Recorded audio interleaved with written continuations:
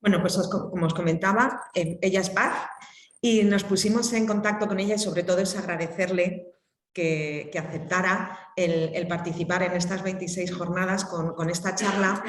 Y como os comento, es una experta en este tema. Os cuento un poquito su formación. Es psicóloga sanitaria, es experta en ansiedad, en autoestima, en ruptura sentimental, dependencia emocional, terapia de pareja e inteligencia intrapsíquica. Es máster en psicología clínica por Fintaco y en la experiencia profesional cubre dos grandes áreas, que una es la parte como psicóloga sanitaria. Ella tiene dos centros, uno en Madrid desde hace ya muchos años y otro que ha abierto recientemente en Pozuelo, aparte de estar presente vía online en más de 21 países, con lo cual, visto este currículum, sabéis por lo que nos pusimos en contacto con ella. Y aparte como docente, pues ha dirigido varios máster en Madrid, en Barcelona, en Valencia. Y bueno, pues también ha creado su propio centro de formación desde hace ya también unos cuantos años, ¿verdad, Paz? Bueno, pues yo me callo, os dejo con Paz y que ella nos cuente un poco el día a día, ¿no? En realidad el día a día de tu trabajo, de lo que vas viendo en estas personas. Yo cierro el micro para que no se te interfiera el sonido y cualquier cosita lo vuelvo a conectar. Vale, perfecto. Bueno, pues muchísimas gracias en primer lugar por esta invitación. Es un auténtico placer y si de alguna manera con esta charla sobre dependencia emocional puedo ayudar a clarificar algún concepto o ayudar a entenderse mejor a una persona o a algún familiar, desde luego estaré encantada. Muchísimas gracias por esa invitación y muchísimas gracias por la presentación. Que bueno, ya has hecho, iba a hacer yo una pequeña presentación por deferencia, ¿no? Que conocieran un poco esa trayectoria, pero bueno, está magnífico, con lo cual ya ahí no entro. Simplemente repito, Paz, y bueno, pues como has comentado, me he ido especializando, esto sí, lo hago para enlazar con la introducción de dependencia emocional, me he ido especializando en el espectro ansioso, me he especializado en, siempre me gusta utilizar mucho esta expresión, en todo lo que menoscaba la afectividad humana, que es ruptura, terapia de pareja y dependencia emocional, y por último la inteligencia intrapsíquica, efectivamente, porque cuando una persona se conoce bien y conoce bien su pensamiento, su emoción, su conducta y cómo reacciona su cuerpo, puede hacer un trabajo para una mejor salud mental, social, familiar e incluso laboral. Por lo tanto, insisto, entre esas áreas de especialización está la dependencia emocional, que es donde me gustaría adentrarme. Como te he comentado antes, lo he estado revisando, como no sabía que se iba a grabar, tenía algunos testimonios de pacientes que me han dado la autorización, pero al quedarse grabado no contaba con ello. Entonces, ahí me vais a disculpar que me salte esos testimonios, pero yo espero que con todo lo que vaya explicando consiga hacer como me gusta decir, una buena fenomenología de lo que sucede. ¿Qué quiero decir con fenomenología? Y vamos ya a dependencia emocional. Me gusta mucho no hablar de sintomatología en las personas que tienen algún tipo de situación que les está haciendo sentir mal. Me gusta hablar de fenomenología más. ¿Qué es eso? Es decir, cómo en un momento determinado, a partir de una serie de circunstancias que la persona ha vivido, empieza a desarrollar unos síntomas y esos síntomas empiezan a crecer dentro de ella y pierden el control, cobran vida y la persona muchas veces se ve sometidos a esos síntomas y no sabe cómo modificarlos. Y ahí es donde entramos nosotros los psicólogos y psicólogas para ayudar a esa comprensión profunda y a esa modificación. Bien, dicho esto, la dependencia emocional, ¿por qué me he ido especializando? Y insisto que de esta manera sí vamos ya entroncando con la exposición. La dependencia emocional me ha apasionado, tengo que reconocerlo, es un proceso terapéutico maravilloso donde una persona viene muy subyugada, muy aplastada por cómo vive la afectividad y termina, siempre me gusta utilizar también esta expresión, floreciendo y viviendo, como dice muchas veces, con mayor libertad. El volumen de personas aquejadas por dependencia emocional es altísimo, el volumen de personas que entran en consulta por dependencia emocional es altísimo. De todas formas, luego me gustaría clarificar algunos, porque es un término tremendamente sobreutilizado ahora mismo y a veces muy mal utilizado. Ahora explicaré qué quiero decir por dependencia emocional. Por otra parte, también me gustaría señalar, y si hay alguna persona en la exposición que lo está viviendo o tiene algún amigo, alguna amiga, algún hijo, hija, hermano, hermana, creo que le puede servir muchísimo. Además, son personas que sufren mucho, sufren antes de tener una relación porque se sienten muy vacías sin una relación. Sufren mucho durante la relación porque siempre están temiendo el abandono y están como de puntillas, alerta, esperando ese vaticinado y temido abandono. Y por último, sufren muchísimo tras una relación si se acaba porque el duelo es sangrante, es muy corrosivo. Entonces, insisto, no solamente el volumen es alto, sino que las personas sufren y sufren ya sea de una forma como más sinuosa, más leve, a directamente ser sufrimiento lacerante en función de la edad, que eso lo comentaré, y también en función de cómo está funcionando la relación. Por otra parte, además es un problema de largo recorrido, quiero decir, no tiene remisión espontánea. ¿Esto qué quiere decir? Que lo que he visto en consulta es que las personas que tienen dependencia emocional llevan padeciéndola prácticamente desde la adolescencia y se mantiene a lo largo del tiempo. Es de alguna manera un fenómeno crónico que no desaparece por su propia cuenta. Y por otra parte, también me gustaría comentar que a veces la bibliografía que se encuentra es bastante, bueno, pues poco rigurosa. Los manuales de autoayuda. Hay manuales de autoayuda que yo, bueno, perdóname la expresión contundente, pero a veces me han producido, me han espeluznado.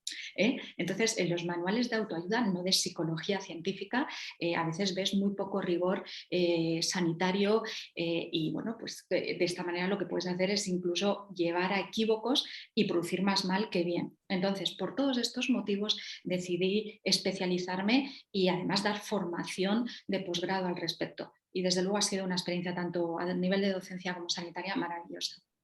Porque donde te quedas es donde se termina, no donde se empieza, que es ahí donde hay más sufrimiento, pero te quedas donde se termina el proceso.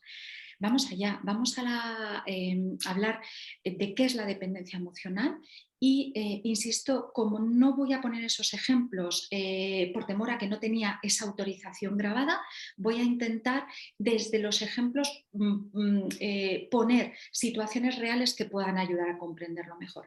Primero me voy a remitir a un autor que es toda pues, una referencia en dependencia emocional, si alguien quiere leerlo, que es Castelló Blasco, tiene diferentes libros sobre dependencia emocional y en uno de ellos, me voy a permitir citarlo, dependencia emocional, insisto, del 2005, voy a citarlo y él comenta que la dependencia emocional es un fenómeno, este fenómeno se puede definir como una necesidad extrema de carácter afectivo que una persona siente hacia su pareja a lo largo de sus diferentes relaciones. Es decir, aquí estamos diciendo ya cosas importantes, carácter afectivo, y además estamos hablando de parejas, no estamos hablando de otros vínculos. Ese es otro tipo de problema, la dependencia hacia padres, hermanos, amigos es otro tipo de problema que luego también voy a especificar, pero en dependencia emocional la que vamos a tratar aquí es en todo momento hacia las parejas. Y además, a lo largo de todas sus relaciones, es decir, es un patrón persistente, donde la persona, sigo citando por supuesto a Castelló Blasco, intenta cubrir necesidades afectivas insatisfechas a través de esas relaciones. Bien, todo esto es una definición más técnica, ahora vamos a darle forma. Por mi parte, me gustaría comentar que desde mi experiencia profesional he visto diferentes subtipos de dependencia emocional, como por ejemplo el subtipo sumiso o el subtipo demandante, y además problemáticas afines a la dependencia emocional, pero que no son lo mismo que la dependencia emocional. Por supuesto, antes de nada, me gustaría aclarar lo siguiente. Cuando yo estoy utilizando palabras como subtipo sumiso o subtipo demandante, lo hago a efectos didácticos. En modo alguno estoy intentando definir y reducir a un ser humano con tales términos. Es solo didáctico. Un ser humano es un compendio de aristas y de complejidad con una potencia y una fuerza increíble. Lo llevo viendo en terapia desde hace 20 años. Por lo tanto, no pretendo utilizar designaciones empobrecedoras, solo es para hacerme comprender las diferencias entre una forma de vivir la afectividad y otra forma de vivir la afectividad. Eso sí que para mí es muy importante dejarlo claro. yo voy a hablar sobre todo de la dependencia emocional demandante, ¿eh? Es en la que me voy a introducir. Sí que también, por otra parte, además de diferenciar la dependencia emocional demandante de otros subtipos de dependencia emocional, sí que me gustaría aclarar, y aquí ya empiezo con algunos comentarios que quizá puedan ser controvertidos, pero yo tengo que introducirme ahí, en esa senda. Y es que la dependencia emocional, como he dicho antes, está sobreutilizada. Ahora todo es dependencia emocional. Eso no es cierto. Eso no es cierto. Eso es estigmatizar situaciones cotidianas o formas de responder ante situaciones no tan cotidianas, pero que se espera una respuesta similar en diferentes personas sin que haya una dependencia emocional. Me gustaría hablar de 3 casos en concreto. Y bueno, pues aquí, por supuesto, después sé que hay hay un espacio para las preguntas y, por supuesto, abierta a debatirlo todo lo que sea necesario. Pero las 3 cosas que me gustaría señalar, o los 3 supuestos, o las 3 circunstancias que me gustaría señalar y que no son dependencia emocional, son cuando se asocia siempre la dependencia emocional con una relación tóxica. Se puede tener relación tóxica, lo que pasa que igual como tóxico se está utilizando tanto, ahora digo relación nociva. Se puede asociar una relación nociva, se puede dar una relación nociva, una relación tóxica sin que exista ninguna dependencia emocional de base. Ahora lo explico. El segundo caso que quiero comentar es que cuando una persona siente que su relación se ha deteriorado y que no quiere seguir en ella, puede llevarle muchísimo tiempo, a veces años, en romper esa relación. Ahora comentaré también por qué. Y eso tampoco es dependencia emocional, son los temores propios relacionados con una ruptura de largo recorrido. Y en tercer lugar, también me gustaría comentar que la debacle que hay en una ruptura traumática, hay una debacle, y ahora comentaré qué quiero decir debacle, en las emociones, en los pensamientos, en la conducta de una persona que sufre una ruptura, no tiene que ser o no hay detrás una dependencia emocional, es decir, con una serie de características que se den en una ruptura, todo el mundo sin tener dependencia emocional tendría esa debacle, que también voy a explicitar ahora. Vamos por partes, vamos en primer lugar a esas relaciones nocivas o tóxicas. Cualquier persona o muchas personas o la mayor parte de las personas podrían sufrir una relación tóxica sin dependencia emocional y me gustaría ejemplificar. Estamos conociendo, lo voy a poner como en primera persona para hacerlo más cómodo. Estoy conociendo a alguien, esa persona me ha estimulado a todos los niveles y está surgiendo algo por dentro. Ese algo por dentro quiere decir que pone en marcha toda la bomba química del enamoramiento, donde hay una secreción de neuroquímica cerebral y además una activación de zonas neurológicas muy relacionadas con la motivación. Cuando nos enamoramos hay bomba química y activación de diferentes zonas neurológicas, insisto, tremendamente motivadoras. Cuando yo estoy en esa secreción y en esa activación de zonas, donde yo estoy empezando a vibrar con alguien, estoy sintiendo una estimulación, donde además empiezo a ver una afinidad con esa persona y empiezo a considerar que eso podemos ir dándole forma y crecer juntos. Y además hay un contacto recurrente con esa persona desde la reciprocidad, es decir, la persona me está respondiendo, yo no estoy creando ningún tipo de fantasmas, es una realidad. La otra persona me responde también desde esa bomba química, desde esa afinidad, desde ese sentimiento. Bien, cuando eso ha sucedido y la otra persona desaparece abruptamente, no contesta a los mensajes o contesta de una forma tremendamente aséptica, tremendamente cortante y distante, yo puedo desarrollar una dependencia de esa persona sin tener dependencia emocional, es decir, esto que se llama coloquialmente relación tóxica. ¿Por qué? En el momento que yo estoy en ese estado y tú desapareces, hay una caída en picado de la bomba química y de esa activación neurológica. Entonces, digamos que entro en un síndrome de abstinencia real, en un síndrome de abstinencia. Necesito a esa persona para volver a elevar esas sensaciones. Además, que necesito que aparezca para comprender lo que ha pasado. ¿Vale?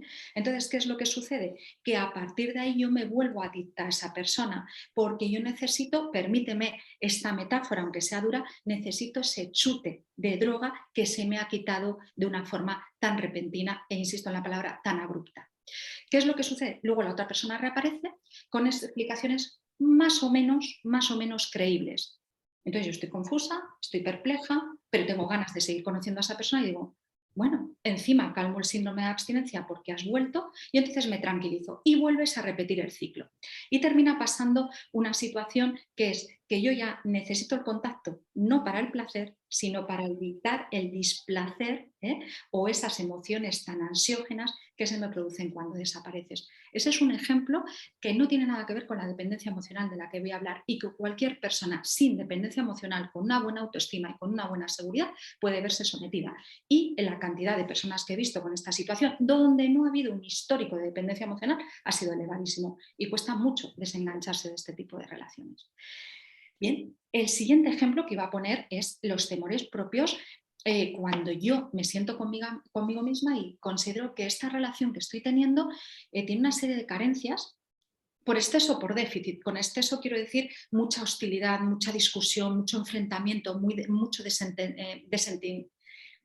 desentendidos entre los dos, o bien por déficit. ¿Qué quiere decir eso? Que no tenemos muchos conflictos, pero hemos perdido la intimidad, la complicidad, los refuerzos positivos, los intercambios positivos, el ocio. Es decir, somos unos buenos compañeros de vida, unos buenos resolvedores de problemas, pero ya no hay nada entre nosotros que nos una más que ese compañerismo. Entonces, cuando yo me encuentro conmigo misma y me digo, cuidado, que quiero romper esta relación porque no nos entendemos o porque me falta algo, en muchas ocasiones esa toma de decisiones es súper difícil. Y es súper difícil y no es porque yo sea una dependiente emocional, es porque comparto, hay muchísimos roles que desempeña mi pareja, ahora lo explico esto, porque tenemos entramados compartidos y porque hay una biografía en común que hemos construido. ¿Qué quiero decir con roles? Una pareja desempeña muchísimos roles en la vida de un ser humano. Afectividad, sexualidad, apoyo emocional, apoyo instrumental o logístico, aporta también refuerzo, ocio. Hay muchísimos entramados, puede haber hijos en común, familias políticas que a veces se convierten incluso en tu propia familia, amigos también en común, hipotecas, patrimonio. Bueno, hay una biografía en común que ha supuesto un coste para construir esa biografía. Mucha comunicación, negociaciones, a veces decepciones, a veces alegrías, pero hay una biografía en común. ¿Vale? Entonces, en el momento que yo siento que esa relación ya no puedo mantenerla, surgen todos los miedos. ¿Y si me estoy equivocando? ¿Y si hago daño a mis hijos? ¿Y si daño a la otra persona? ¿Y si pierdo a esos amigos o a esa familia política? Que insisto, a veces es un nexo de unión. ¿Y si hay pérdidas económicas? ¿Y si hay pérdidas logísticas como una mudanza y perder el barrio donde estoy? ¿Y si tengo menos acceso a mis hijos?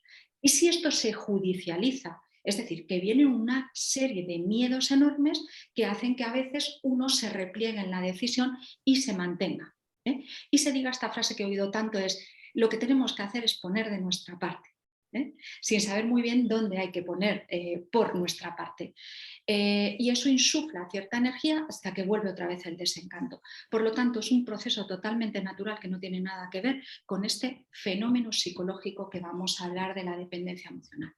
Y por último, me gustaría hablar de las rupturas traumáticas. Hay 3 factores que hacen que una ruptura pueda ser tremendamente, no todas las rupturas duelen igual. Hay algunas que pueden ser liberadoras, otras que no duelen apenas o no duelen nada, pero hay algunas que duelen desgarradamente. Y las rupturas que duelen desgarradamente suelen tener 3 características en común. Por una parte, son rupturas totalmente inesperadas. Es decir, yo tenía la sensación y la percepción de que la relación funcionaba y, por lo tanto, en segundo lugar, habíamos tenido proyectos en común, es decir, hablábamos constantemente de una continuidad, por lo tanto, yo tenía la expectativa de dirigir mi vida al lado de la otra persona. Y por último, además, mi sentimiento está activo, sigo queriendo a la otra persona. Si confluyen estos 3 factores, puede ser una ruptura tremendamente desgarradora y no tiene nada que ver con la dependencia emocional. Y además la elaboración del duelo puede ser muy largo. Puede durar, no quiero asustar, pero puede durar 1 y 2 años. Lo que pasa es que las emociones son muy diferentes entre el primer y el segundo año, es muy diferente, pero hasta que uno se recompone del todo, puedes tardar incluso 2 años en recomponerte. No tiene nada que ver con una dependencia emocional y puede tener esta tríada. Si tiene esta tríada, como he dicho, expectativas, sentimiento e inesperado.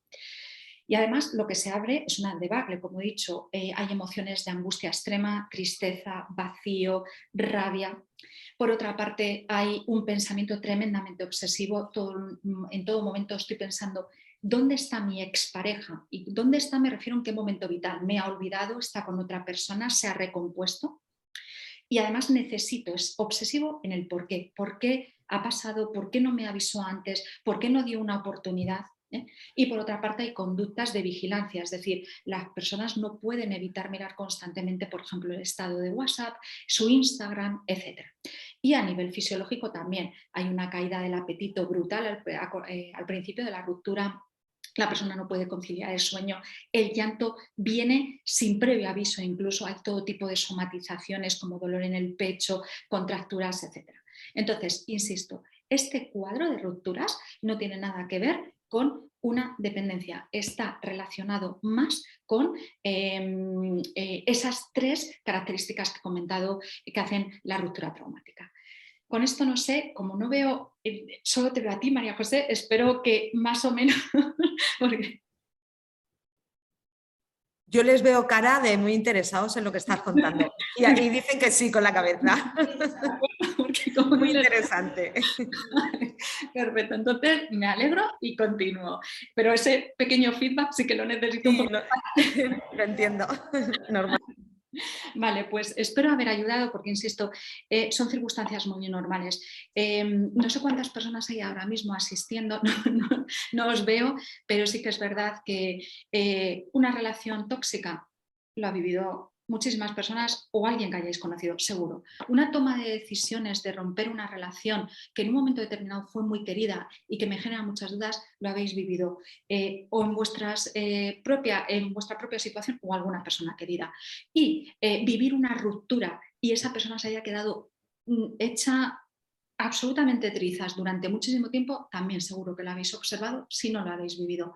Si puedo clarificar que eso no es dependencia emocional, que es una circunstancia natural y que a veces se necesita un acompañamiento para colocarlo, ok, pero que no es dependencia emocional. Vale.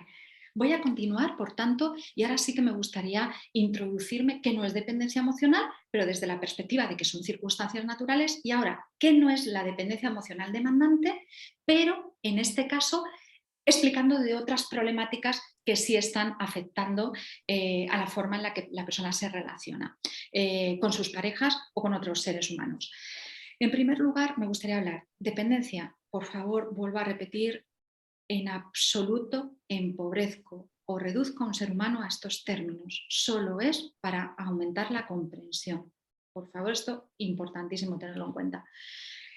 Me gustaría diferenciar la dependencia emocional demandante de la dependencia emocional sumisa. Primera diferenciación, no es la última.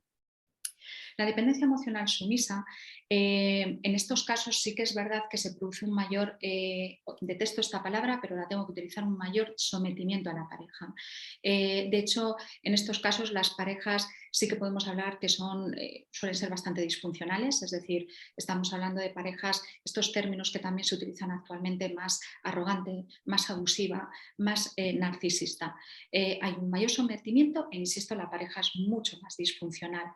Es verdad que en mi caso yo he visto muchos menos casos en consulta porque creo que suelen ser más frecuentes las situaciones de violencia y por lo tanto las personas sometidas a esta situación terminan recurriendo a otro tipo de servicios si es que llegan a recurrir, por desgracia, que a veces no lo hacen.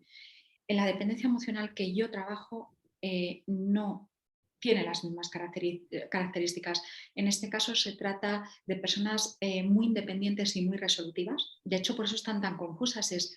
Pero si a mí, todas las áreas, de hecho, se suelen refugiar mucho en el trabajo y suelen ser personas que a nivel laboral tienen mucha potencia. Entonces, están muy confusas, pero ¿qué sucede? ¿Por qué aquí soy tan vulnerable cuando en otras áreas soy tan autónoma? Y puedo funcionar de una forma tan potente, vamos a decirlo de esta manera. Esa es una primera diferenciación.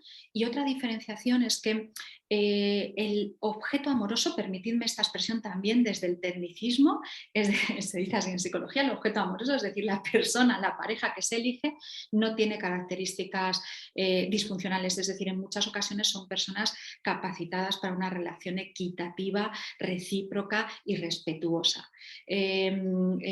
No, y de hecho no suelen ser personas, en mi experiencia, lo puedo decir de esta forma, vamos a decir contundente, porque son un número elevadísimo de personas con las que he estado en consulta y en ningún caso ha correlacionado con situaciones de abuso.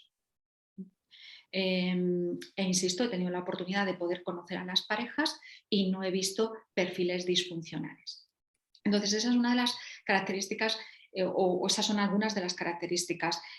Mucha resolución y autonomía en todas las áreas vitales, siendo el único foco de vulnerabilidad la pareja. Por otra parte, el objeto amoroso no es disfuncional, no es, vamos a decirlo así, psicopático. Y por otra parte, no he visto correlación, afortunadamente, con violencia. Bien, esta es la primera diferenciación, el perfil más sumiso del perfil más demandante. Lo segundo es la codependencia. En la codependencia lo que se suele producir es más una tendencia a vincularse con personas que puedan tener, clásicamente se ha conocido sobre todo con adicciones, de tal forma que la persona codependiente asume el rol de cuidador o cuidadora abnegada. Voy a hablar todo el rato de persona, o sea que no voy a... de persona, y adopta el rol de cuidadora abnegada y su vida gira en torno a la persona que tiene esa adicción y a su adicción. ¿De acuerdo? En una persona con dependencia emocional demandante, que insisto es la que vamos a hablar en todo momento, ese no sería el objeto amoroso. El objeto amoroso suelen ser personas sin ser disfuncionales, pero sí muy seguras de sí mismas y también que eligen personas que sientan que son, que ellas sientan, que esas personas con dependencia emocional sientan que son muy funcionales, también muy autónomas, muy independientes, muy resolutivas y tienen que sentir una profunda admiración hacia ellas. Sin tener un perfil narcisista ni nada por el estilo, pero tienen que admirar profundamente a esa pareja. ¿Vale? La tercera diferenciación es el trastorno de personalidad dependiente. Espero no estar liando demasiado con estos términos y sobre todo que se esté viendo la diferencia de cómo se funciona más que el término. El trastorno de personalidad dependiente, lo digo porque muchas veces me dicen, oye, pero es que mira, tengo esta amiga que es súper dependiente de, o este amigo que es súper dependiente de todo el grupo de amigos. Eso no es la dependencia que yo voy a hablar, eso es más el trastorno de personalidad dependiente. Es decir, se trata de personas que son tremendamente dependientes de todos los vínculos, pareja, pero también padres, amigos, hermanos, y lo son por tres palabras: indefensión, inseguridad e indecisión. ¿De acuerdo? Las personas con la dependencia emocional que vamos a hablar no tienen indecisión, no tienen inseguridad, no tienen indefensión. Solamente con la pareja se sienten, como he dicho antes, vulnerables. En todo lo demás son personas tremendamente resolutivas, como he dicho antes. Además, esa palabra la voy a utilizar. Me permito decir esta frase, estas dos frases extraídas de personas, y es: yo, ante la pregunta, en consulta yo, sí, gestiono mi autonomía y la ajena. O otro ejemplo, resolver yo. Resolver y funcionar se me da muy bien. Me escudo en el trabajo, tengo éxito y ahí me defino. ¿De acuerdo? No son personas indecisas, no son personas inseguras e, insisto, son capaces de funcionar con mucha habilidad en otras áreas. Por tanto, espero haber, bueno, como me gustaría dejar esta palabra, una gran autodeterminación, ¿no?, en otras áreas. Con lo cual, hasta aquí esa diferenciación de lo que son circunstancias naturales y además otras problemáticas con la afectividad, pero que no son la dependencia emocional demandante. Bien, hasta aquí. Espero que ese interés no haya decaído después de esta explicación técnica. No ha decaído, tranquila. Perfecto. Entonces, continúo. Bien, a partir de aquí vamos a hablar de la dependencia emocional. Me gustaría comentar el origen, cómo se origina esta dependencia emocional. Y básicamente, antes de adentrarme, el definir que se trata de personas vuelvo a repetir, perdonadme la repetición, muy resolutivas en otras áreas. Su único foco de vulnerabilidad es la pareja. ¿Y qué es lo que sucede en la pareja? Que hay un tremendo miedo al abandono. Es decir, viven las relaciones con muchísimo temor y ansiedad. Consideran que en un momento determinado la persona que tengo frente a mí se va a cansar, se va a desenamorar, se va a desencantar y se va a ir.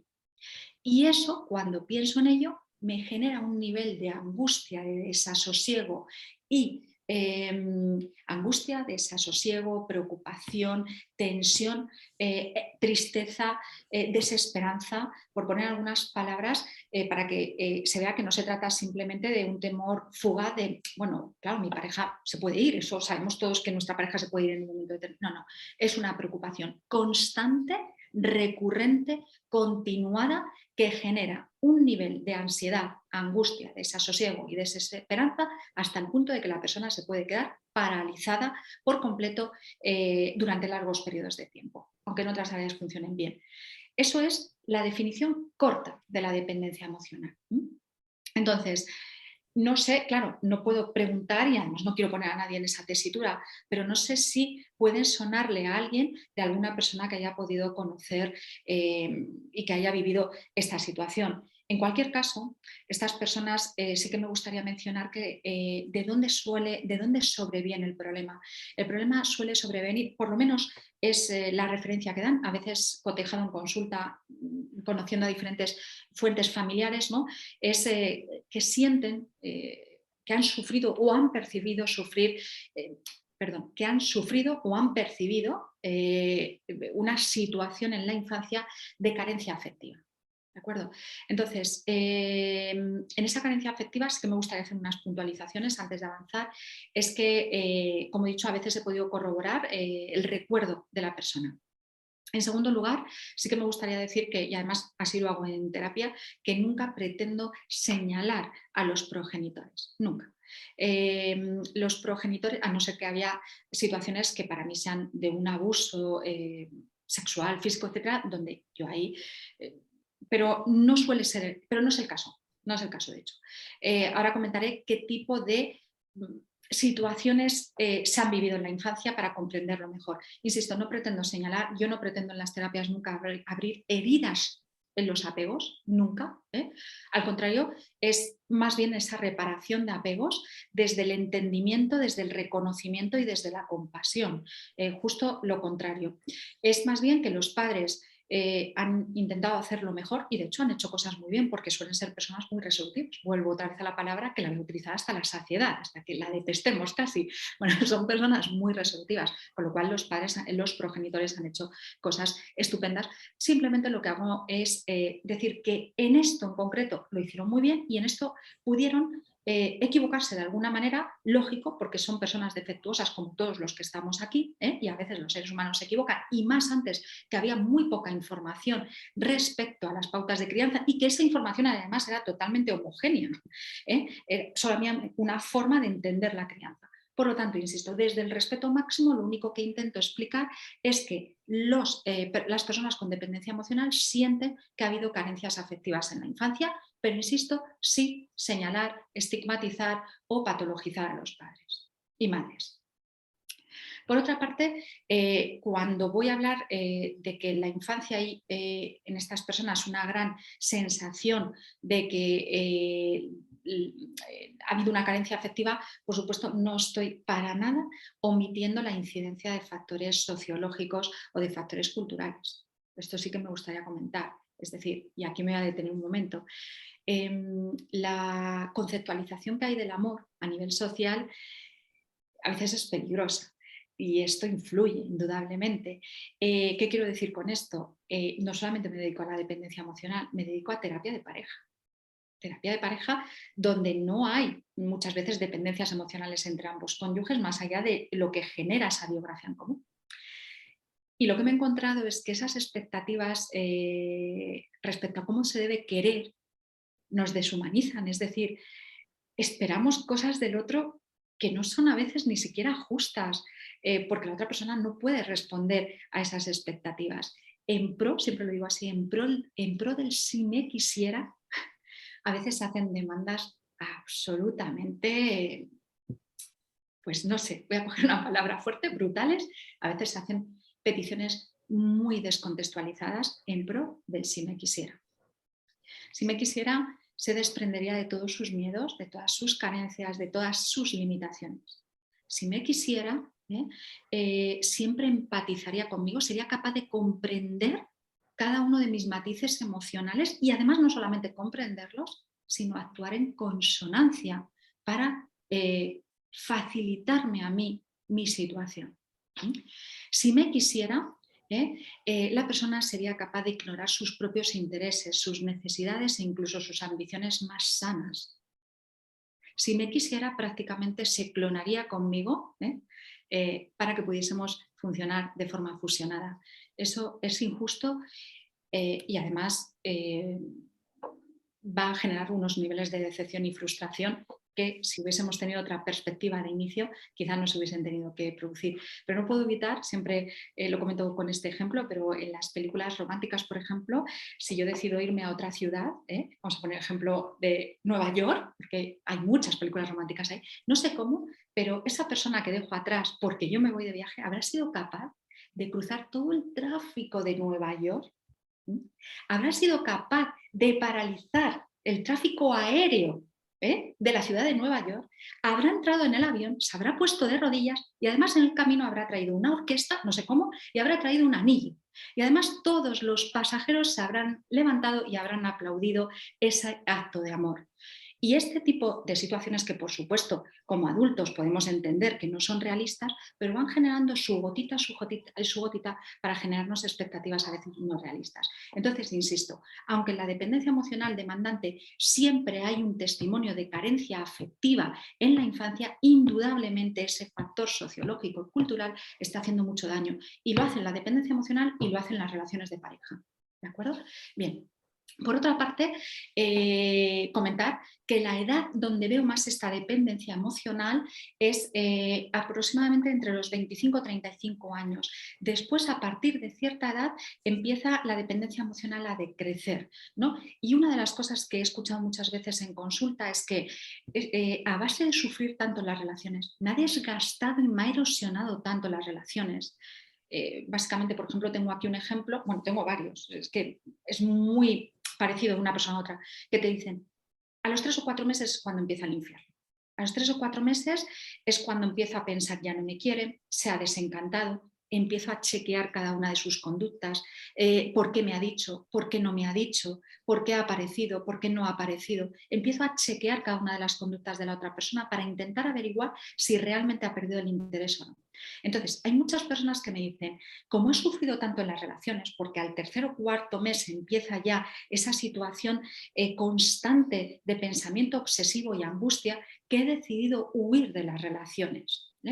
Y huir de las relaciones desde estoy mejor, o sea, estoy cómoda sola, pues eso no es ningún problema, pero cuando huyo desde las relaciones porque me da miedo caer en ciertas conductas es diferente, porque me estoy de alguna manera limitando. No sé si me explico la diferencia. Cuando es porque yo en mi momento vital no me apetece estar con pareja, chapo, disfrútalo, pero cuando es porque huyo de mis propios fantasmas es diferente. Entonces, insisto, hay personas que, y no es una persona, ni 2 ni 3, si lo señalo es porque son muchas personas que me dicen que a partir de cierta edad declinan o claudican en relación a las relaciones, valga la redundancia, por lo muchísimo que han sufrido a lo largo de sus diferentes relaciones.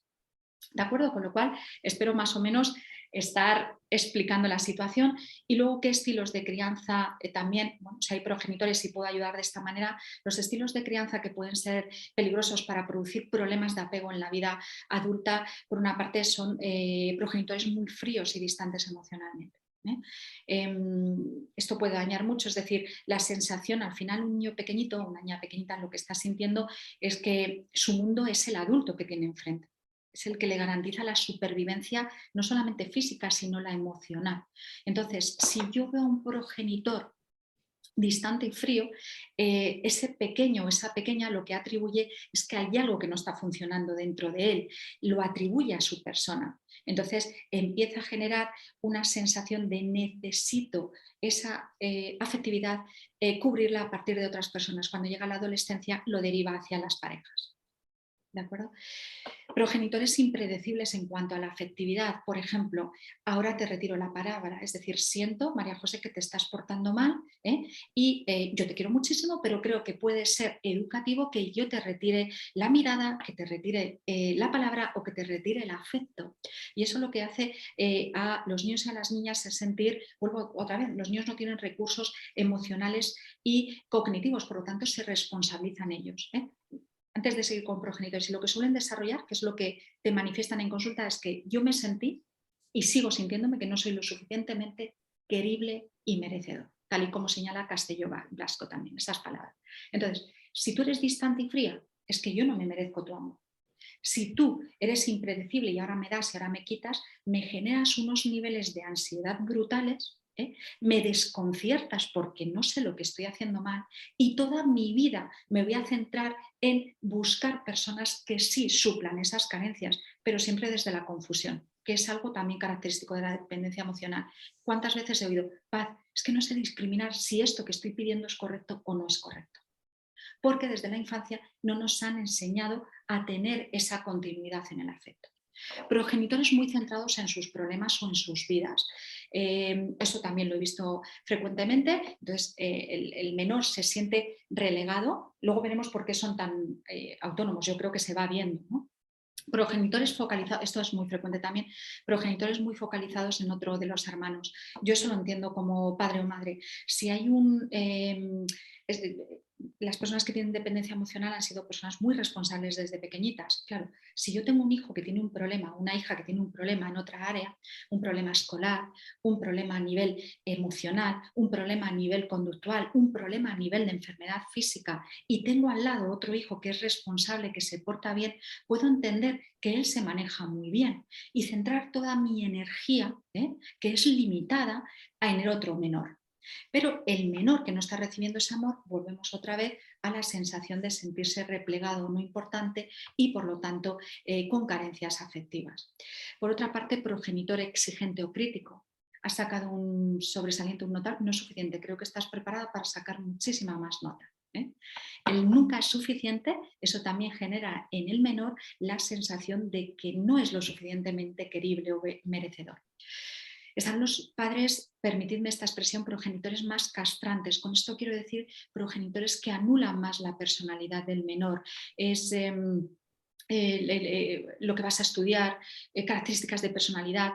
Es decir, hay una continuada tendencia a... el crítico y exigente es otra categoría diferente a castrante. En castrante es la anulación de la personalidad, las conductas y las decisiones del hijo. Y por último, los progenitores que tienen una inversión de roles, es decir, que por su situación determinada, en vez de dedicarse al cuidado del menor, el menor asume el cuidado del progenitor. En estas situaciones son los estilos educacionales que he visto más frecuentemente.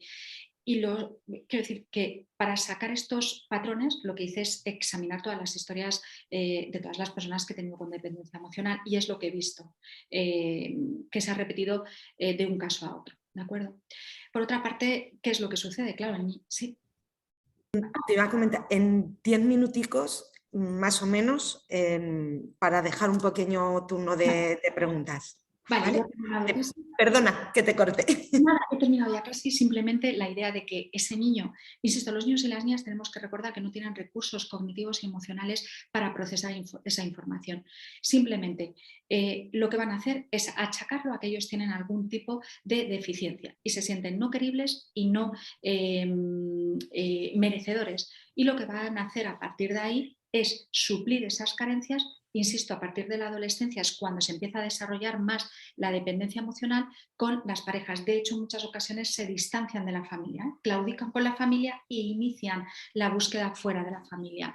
Y son personas pues, que sufren muchísimo porque, como he dicho, están permanentemente alerta de poder recibir ese amor o no recibir ese amor. Las relaciones son muy infernales y normalmente el máximo tiempo que dura la euforia y el bienestar son los 3 primeros meses, después empiezan a cuestionarlo. Y finalizo ya para no hacerlo excesivamente largo, es que tienen un pensamiento obsesivo, analizan constantemente la relación y las conductas de la pareja. En segundo lugar, sus emociones están vinculadas siempre a la pareja. Miedo, si, por ejemplo, por poner un ejemplo, ha caído en las relaciones sexuales. ¿Por qué? ¿Porque ya no me quieres? ¿Por qué no me has escrito 3 veces al día? ¿Por qué no me has llamado varias veces? Entonces, todas las emociones, angustia, miedo, están relativas a la conducta de la pareja y a lo que yo vaticino que me quiere o no me quiere. Conductas también de reclamo y reafirmación, preguntas, interrogatorios, demandas de contacto excesivo. Y todo esto, y ya finalizo, a veces la persona lo consigue contener, pero a veces no lo consigue contener. Pero está por dentro si no lo contiene. Pero si no lo contiene, ¿qué es lo que sucede? Asfixia a la pareja y se produce esto que se llama en psicología profecía autocumplida. Por eso en muchas ocasiones hay mucho fracaso amoroso. Es decir, la pareja no puede con esa situación y se aleja. Y eso lo único que hace es mermar aún más el miedo, la alerta en las siguientes relaciones y la bajada de autoestima. Y con esto espero haber explicado de alguna manera esa dependencia emocional insaciable y no haberlo hecho demasiado técnico.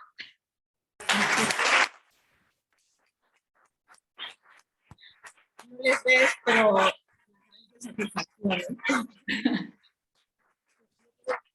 hay muchos cables, no me atrevo a girar el ordenador para que veas a la gente por si me cargo algo.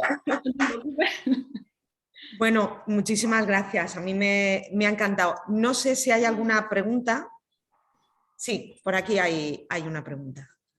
A ver que le acerquen el micro. A ver si lo oyes tú en el micro, si no te la traduzco. Sí. ¿Está encendido? ¿Me oyes? Sí, vale, yo te lo repito porque no... Bueno, pues agradecerte muchísimo que nos hayas dado esta charla, que hayas aceptado esta invitación de parte de la ASUPA, que muchísimas gracias de verdad, que has hecho una exposición muy bonita, precioso, con mucha enseñanza, con mucho, bueno, me ha aprendido mucho. Yo te quería preguntar si tiene algo que ver la dependencia emocional con los celos. Vale. Gracias, muchas gracias. Pues muchas gracias por tus palabras. Hay algunas que he entendido, algunas que no, pero el mensaje general lo he entendido. Así que muchísimas gracias y me alegra que haya podido, que me preocupaba que fuese técnico. Así que muchísimas gracias también por esas palabras. Pues contesto respecto a los celos. No es exactamente lo mismo. Me explico. La dependencia emocional insaciable, los celos, o sea, no es una característica prototípica en el sentido... comento así, lo que se conoce como celotipia, ¿no? Que es una sensación de celos generalizados que consumen a la persona y llevan a un montón de conductas de reafirmación que agotan también a la pareja, ¿no? Y que pueden llevar incluso a conductas de espionaje. No es eso lo que sucede. En esta dependencia emocional, si hay celos no es respecto a que otra persona pueda, o sea, que mi pareja se puede ir con otra persona. Los celos es de todo aquello que retire afectividad a mi pareja respecto a mí y me venga a decir de alguna manera que yo no soy su prioridad y su máxima prioridad, en la vida. No sé si me he explicado con la diferencia. No es celos respecto, me va a engañar, va a ser infiel, me va a abandonar con otra persona. Es todo lo que retire de alguna manera atención, amor y me haga sospechar que no soy la prioridad máxima de la pareja, eso sí me altera. Pero pueden ser los padres, pueden ser los hermanos, puede ser el trabajo o puede ser otra persona que represente una pareja. Pero no es exactamente celotipia. No sé si me he explicado. Sí. Sí. Gracias. ¿Alguien más? Es que dan miedo las preguntas, ¿eh? Bueno, yo, a ver, tengo que decir que a mí me ha gustado mucho y además me resultaba súper curioso, me ha gustado porque las preguntas que me iban surgiendo era como si me fueses leyendo la mente, porque la siguiente palabra me las ibas respondiendo. Entonces, sí que hay una pregunta con respecto a la edad. Has dicho que más o menos entre el perfil, pues entre los 25 y los 35 años. Y yo tengo una duda, ¿se mantiene o actualmente no hay una reducción? Lo digo también por muchos comportamientos entre los más jóvenes. No has apreciado que haya esa reducción, ¿no? La dependencia emocional, yo la he visto, fíjate, son 20 años. Sí. 20 años, y sí que es verdad que la dependencia emocional, si me puedo permitir este comentario, y además invitar a las instituciones académicas a que hagan algo al respecto. Hay poca formación sobre dependencia emocional, mucho tuve que aprenderlo a través de las personas que iban, cuando dices, mira, es lo mismo, ¿no? Es el mismo forma de funcionar respecto a las relaciones. Perdona que me estoy enrollando. Entonces, lo que quería decirte es que realmente son muchísimos años trabajando en la dependencia emocional y no he visto un cambio en el porcentaje. Sí ha ido habiendo un porcentaje alto, pero lo que sí he observado es que a veces viene la gente, cosa que antes no pasaba. Antes las personas venían muy confusas, es decir, me pasa esto, claro, confusas, como he dicho, soy muy resolutiva en otras áreas, pero aquí fallo, ¿qué me pasa? Entonces, venían muy desorientadas. Y ahora lo que he visto en la diferencia es que el porcentaje es el mismo, pero hay más personas que se autodenominan dependientes emocionales cuando no son dependientes emocionales. Ana, una pregunta por ahí. Bueno, igual, muchas gracias por esta charla, ha sido muy interesante. Mi pregunta es, si tú reconoces a tu pareja como dependiente emocional, ¿qué puedes hacer? Vale, claro, hay diferentes categorías de dependencia emocional. Bien, en este caso que acabamos de decir en la dependencia emocional, una de las cosas que he visto en consulta es que a veces ha venido la pareja de esa persona con dependencia. Y una de las cosas que te dicen es, me frustro al extremo porque intento mostrar que realmente estoy al 100%, que estoy comprometida, que estoy atenta, que estoy presente. Pero una palabra que he oído, la he oído en las parejas, es insaciable.